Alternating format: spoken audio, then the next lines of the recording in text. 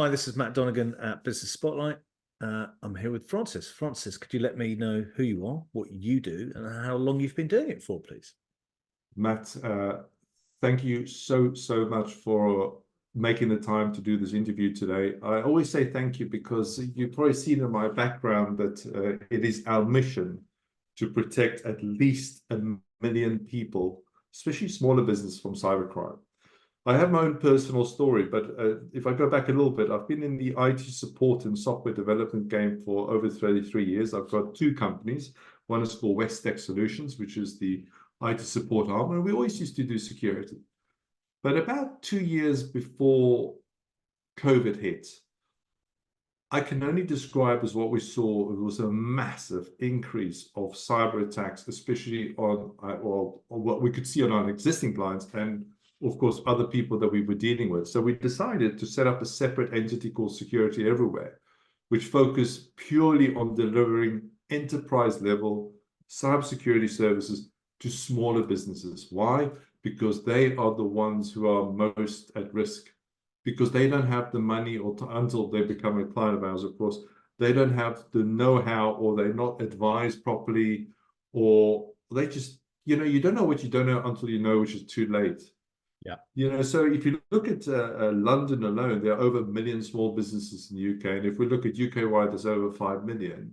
And these poor people are getting suffer. Let me give you the facts. Every 14 seconds, a UK company suffers a successful cyber attack in the UK. And we want to help these people because, on average, we're dealing with between 7 to 12 cases every week. And if I tell you that every single one, bar maybe one, could have been avoided.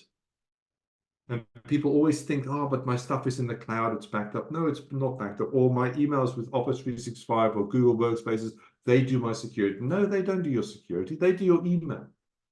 And sadly, people, or they think, oh, but I've got all the known named antivirus software. Oh, no, I'm protected. No, you're not protected because it cannot prevent unknown threats. So sadly, so many people are getting caught because they don't have the right advice. So I think my mission in life is to be able to help people understand not only the risk about cyber, but also to take action. And of course, if they want the problem fixed, please come to us and we'll show you how.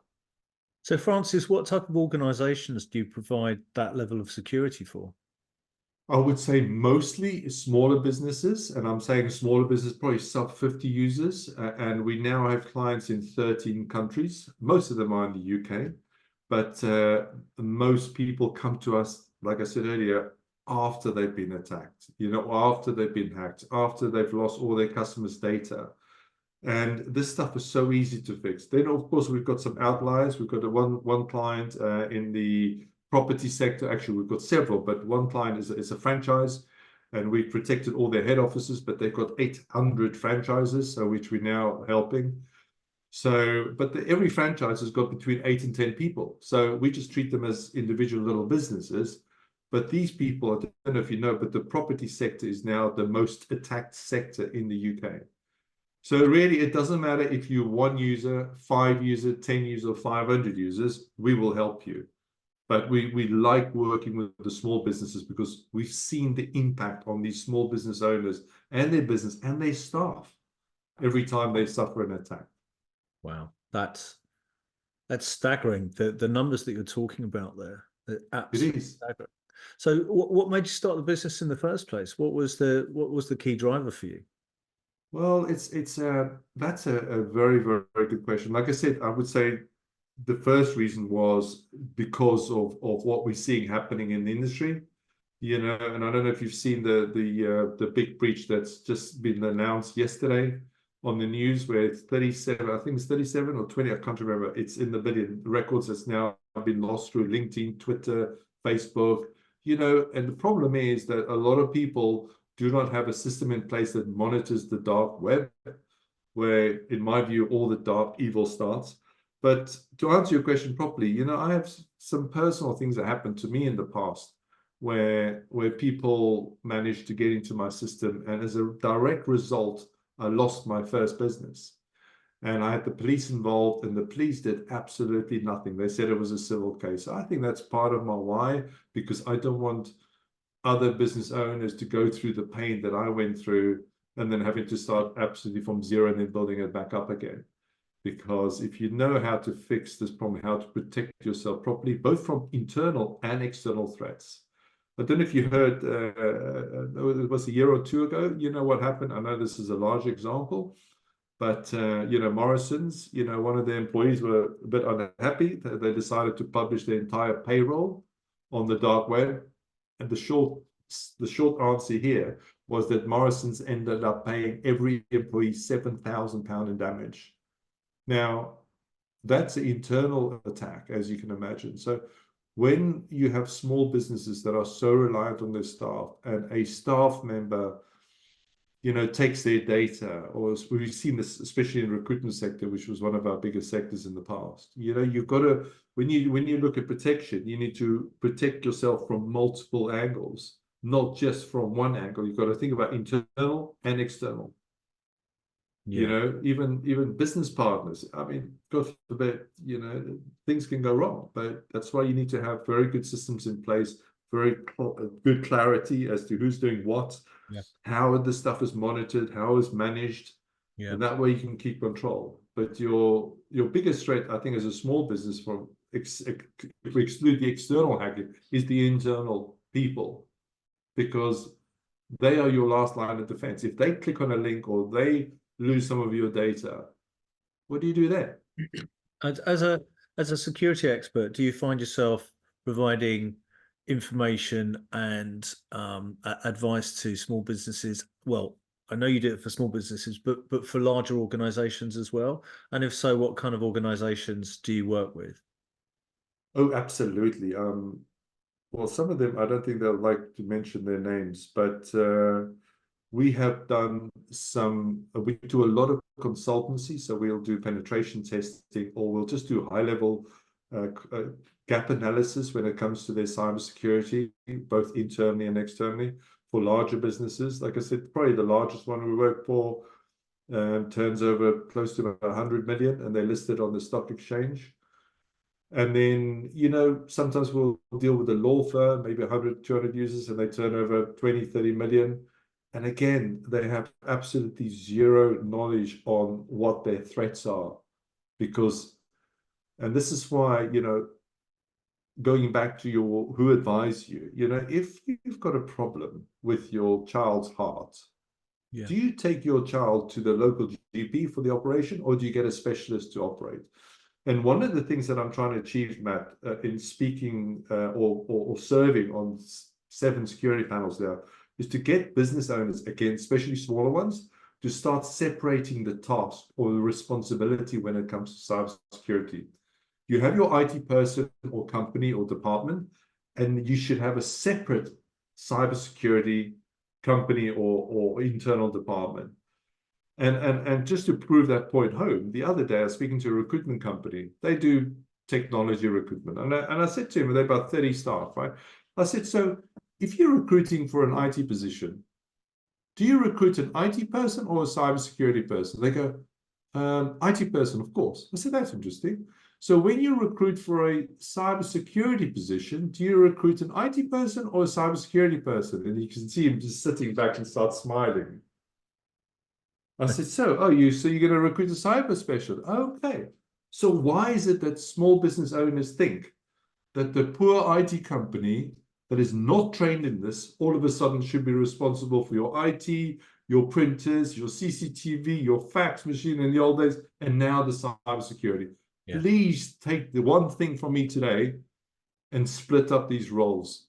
Yeah, that makes a lot of sense. So no matter what size of business you have, whether you're turning over 100 million or 100,000, it doesn't matter. You need that expertise in place in today's environment. That makes an enormous amount of sense. Yeah. So tell me about your business journey anyway. What's that been like? Is it how's how are things in the last few years? Were you affected by COVID? What's your growth journey been like? Yeah, good question. So on the like I said, we've got 2 businesses. On the IT support side, COVID was tough for us because we said to all our clients, listen, if we can't support your staff, if they're on furlough, we can't charge you for it. So it probably wiped out probably a third of our income overnight, you know, from a recurring revenue point of view. That was tough. But then on the other hand, you know, the cybersecurity side, if you told me in the beginning of COVID that I would now have clients in 13 countries, I would start laughing at you. Wow. So what COVID meant to us was that I was able, I mean, I did a count the other day. I know we're 2 years on now, but since the beginning of COVID, I've done over 300 presentation and workshops and talks on cybersecurity. So those first 2 years of COVID, I was able to do a lot of online sessions to help people, especially people working from home, and explaining the threats around working from home. So the security business went absolutely mental, and still does. Every month it just gets busier. And luckily, the IT support side kicked back in after COVID. It all caught up and went past. But, you know, truth be known, we've kind of parked the IT support side because we work with so many IT support companies now where we their cybersecurity partner. Yeah. Because, you know, truth be known, we don't want to touch the IT side. We just want to focus on delivering, you know, security services that comes with guarantees for people to be properly protected. Yeah, that makes a lot of sense. That does make a lot of sense. So specializing, becoming the king in your niche, developing niche, really channeling that in a really focused business. That's your success. That's your absolute growth at the moment. Yeah, and Matt, if from a personal point of view, you know, I love what we're doing now. You know, protecting people's livelihood compared to fixing their PCs is infinitely more rewarding. Yeah. Because the reverse is also, you know, if your PC stops working, okay, it's inconvenience. But when your whole network goes down, or somebody's just breached your Outlook, and every single one of your customers that you've had for years and years and years gets an infected link from you and go, or worse, they pay an invoice for 50 or 100 grand. And meantime, it was your Outlook or your Office 365 account that was hacked. And now they've paid it into the wrong account, which they shouldn't have done, but they did. You've just lost their biggest client. Yeah. You know, so for me to prevent that from ever happening is just so rewarding. Okay, that's brilliant. And with regards to the challenges that you have in your business, putting aside your customers, the challenge they have, what about your challenges? What are you confronting at the moment?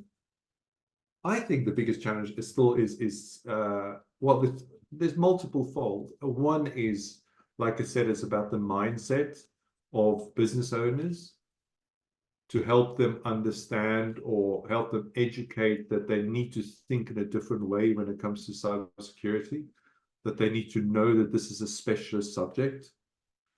Number one. Number two, also, you know, sadly, you know, it's over 300 IT companies that was hacked last year, and every IT company gets hacked, they get into all their customers.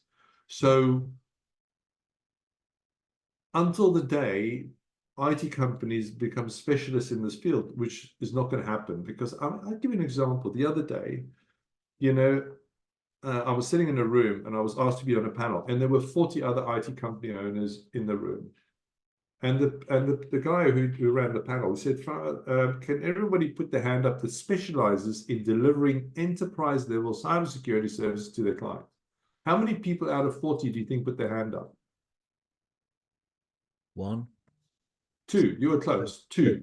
And there's the problem. So when I sit on my panels, I'm trying to get, again, you know, especially with the Home Office and people like CompTIA and all these kind of big organizations, to start educating the IT company owners, to get them to really understand the risk here, and then that will filter down eventually to their clients. Okay. But they should not try and hold on to a position to protect their own clients if it's not their specialities. They should rather work with somebody like us or somebody else. It doesn't matter if it's us or not. Right. But so that to me is the biggest challenge. And then of course the next biggest challenge is because we're only small. It's only 10 of us internally, but there's 200 of us externally. It's white labeled, of course, but you know, it's getting that reach.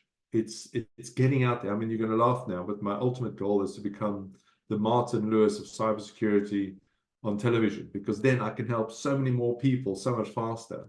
That is a great goal to have. That's a brilliant goal, Francis. I mean, you know, as you say, that you want 1 million businesses. You want to look after 1 million businesses by 2026. I love the goal. Yeah, Not I only want to do I love protect the them. goal, They don't necessarily have to be, I would love them to be my client, but I just want to give them the information that they can protect themselves properly Yep. by 2020, at least 1 million of them, you know, because when I do my talks, again, I always ask people, because I share a lot of practical advice.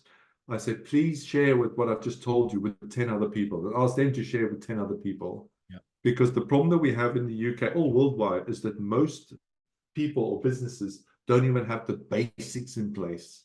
Yeah. The basics. And that's why people get done. Yeah. Yeah. Yeah. That's very true. We witnessed that. I mean, with regards to the basics, what's your business journey been like? Are you self-educated? How's that come around? What's a lot of business owners start a business because it's their passion, and then maybe fall by the wayside. What's been your journey? I think just through bumping my head a lot, but also engaging with business coaches, you know, with Action Coach. I did work very closely with in the past, and I've got a business coach again now. So for me, it's very important. I also was part of the ACE. I don't know if you remember the Academy of Chief Executives. Right. So I've always been investing time on a monthly or weekly basis on working on the business instead of in the business. Brilliant. You know, Brilliant. my side is I've always liked it. I'm very technical, but ultimately, you know, I love to be in front of people to talk to them and to help them. Yeah. But you've got to have good people around you, and if you don't have good people around you and good management and reporting and accountability, then it's all for nothing. Yeah. So the journey has been tough. Like I said earlier, you know, I built one business, got involved with the wrong people, lost it, and now built a new one. And you know that saying, you know, what doesn't kill you makes you stronger. I'm like an ox now. Brilliant. But I'm learning. That's why I'm engaging with Sander sales training. I'm engaging with I've got a South African business coach, because there's not a day goes by we should not learn. I also listen to a lot of podcasts. Brilliant. A lot. My favorite new one is the one from Diary of the CEO, Steve Bartlett. Yes, brilliant. Absolutely brilliant, and his podcast. And yeah, you know, so you've got to this brain of ours or mind is like a garden. Yeah. And if you don't water it and take the weed, you know, every day look after it, it'll grow weeds. Yeah. And when it grows weeds, you go backwards. So that's why for me, you've got to nurture the brain and your body a lot. Yeah. So what's the biggest journey? It's another way. What's the biggest learnings you've had over the last few years? What's the biggest lesson? Sure, there's been so many. I'm trying to think of one. I think the biggest learning is keep very tight control or visibility over the money that comes in, and especially the money that goes out in the business. Right. Okay. It's you know that lovely saying, cash flow. You know what? How does it go? Turnover is vanity, profit is sanity, and cash flow is king. Yeah. And I think that is just so important, because once you run out of money, it doesn't matter how many clients you have, it's game over. Yeah. And I think it's just focusing on having monthly, very, very clear monthly management accounts, knowing exactly where you are, know your forecast, even if you're a 1-2-man company. I know it's hard, but you just got to do it, because if you get into that early rhythm of financial, I call it sanity, then you'll survive for many years to come. Yeah, I couldn't agree with you more. I mean, it's something that we coach all the time. No doubt the coach that you work with is reinforced, and you'll know that anyway. It's probably baked into what you do on a daily basis now, and that's the right approach to take. So, have you got any plans you'd like to share? Any plans? Any plans? Yeah. What's the business going to be doing now? What's Security Everywhere? Well, are you going to laugh now? Well, we sat down. You know, I told you we spent a lot of time working on the business, but we've got a plan of building £1 billion business in the next 10 to 20 years. That's our plan. So Wow. I know that's a bit mental, but we basically need 1 million customers spending £100 each with us a month. Right.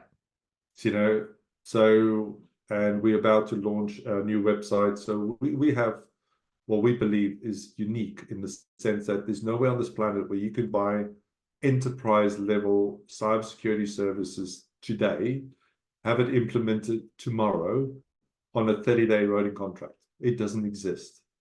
Wow. Wow. So that's why we want to go worldwide, different languages, you name it.